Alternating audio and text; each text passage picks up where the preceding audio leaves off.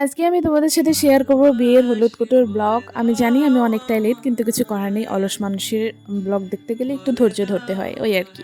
তো যাই হোক, আজকে বিয়ের হলুদ কোটো হবে। ওই বিয়ের 2 থেকে 3 দিন আগে কোটা হয়েছিল, এরকম আর কি। তো যাই হোক, এখানে আমি বিয়ের পিঁড়িগুলো রং করছিলাম, আর এদিকে সবাই মিলে বসে কিন্তু হচ্ছে মোয়া বানাচ্ছিল।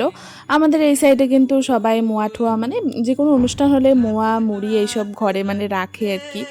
যাই হোক, দেখো ওইদিকে সবাই করছে, আর আমি ওইদিকে পিঁড়িগুলো রং করছিলাম। দু একটা ভিডিও করেছিলাম তোমাদের শেয়ার করব বলে, কিন্তু সময়ের চাপে এত কিছুর মধ্যে আর শেয়ার করা হয়নি। আর এখন ভাবলাম এখন আর কি শেয়ার করব, এখন ব্লগে অ্যাড করে দিচ্ছি, তোমরা দেখে নাও। তো যাই হোক, এদিকে দেখো আমার কিন্তু হচ্ছে এই যে কুলো চালুন এইসবেরও ভিডিও করেছিলাম, আমার পোস্ট করা হয়নি। কি আর করা যাবে গাইস, এইরকম মানে কি যে করেছি ভিডিও আমি নিজেও জানি না। তো যাই হোক, ওইদিকে তোমাদের একটু দেখিয়ে দিলাম।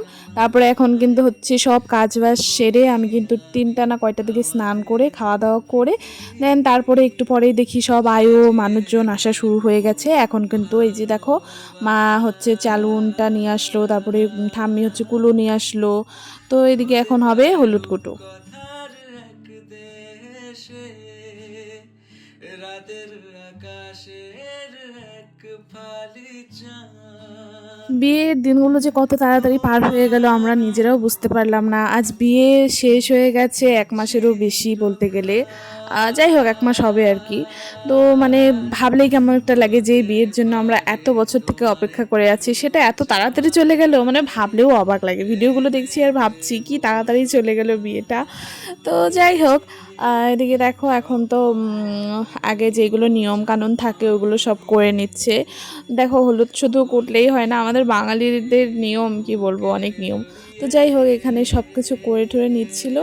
আর আমার থাম্মির না নিচে বসতে একটু অসুবিধা হয়, কারণ জানোই একটু বয়স হয়েছে, আর প্লাস হচ্ছে মানে একটু ব্যথার প্রবলেম আছে, ওই জন্য নিচে ভালো করে বসতে পারে না। তো অমন করেই বসেছিল, কিন্তু কিছু করার নেই, আর কোথায় বা বসবে।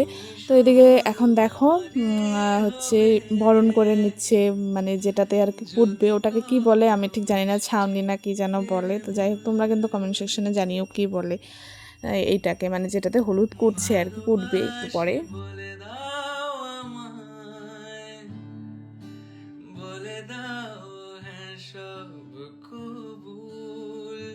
ওইদিকে হলুদ কুটছে, আর আমরা কিন্তু এখানে দাঁড়িয়ে দাঁড়িয়ে দেখছি আমরা কি করব। মানে যারা হলুদ কুটে আর কি, এই তিনজন 5জন 7জন এরকম করে থাকে। তো এখানে 5জন আয়া ছিল, তার মধ্যে থেকে আমার মাও ছিল। যেহেতু বড় বৌদি ওই জন্য থাকতে হয়, তো মাও ছিল আর কি।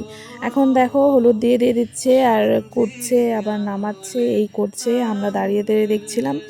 এর মধ্যেই আমি চলে গেছিলাম চা বানাতে, অনেক ক্লিপ নেওয়া মানে নিতে পারিনি। সবাই ডান্স ফান্স করেছে একটু একটু, কারণ দেখো বাড়িতে লোকজন এসেছে, খেতে তো দিতে হবে আর কি। সবাই হলুদ করে দেখছিল কে আর চা বানাবে, কে কি করবে না করবে, তার জন্য আমি চলে গেছিলাম বসাতে আর কি। বসাতে বলতে গেলে মা আগের থেকে হচ্ছে জলটা বসিয়ে রেখেছিল, কারণ মা জানে যে লোকজন আসার পরে এত তাড়াহুড়ো লেগে যাবে যে কিছু মানে সময় মতন হবে না।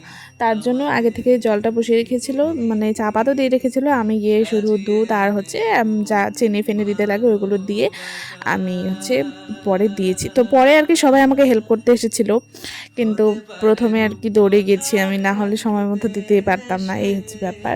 তো বিয়ে বাড়িতে মানে খুব তাড়াহুড়ো করে সব কাজকর্ম হয়, কোন দিক দিয়ে বিয়ে চলে যায়, মানে নিজের বাড়িতে বিয়ে হলে আর কি বোঝাই যায় না, একদমই বোঝা যায় না। আমি তো ভাই বুঝলাম আগের থেকেও বলতাম মাকে, মাও বলতো, আমিও বলতাম যে আমরা বিয়ের সময় কোনো কিছু করার সময় পাবো না। দেখো ঠিক সেটাই হয়েছে।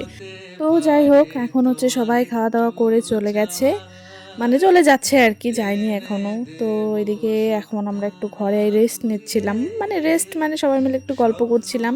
তো যাই হোক, ভিডিওটা বা ব্লগটা তোমাদের কেমন লাগলো অবশ্যই কিন্তু কমেন্ট সেকশনে জানিও, আর ভালো লাগলে অবশ্যই লাইক কমেন্ট শেয়ার সাবস্ক্রাইব করে দিও। Tata bye.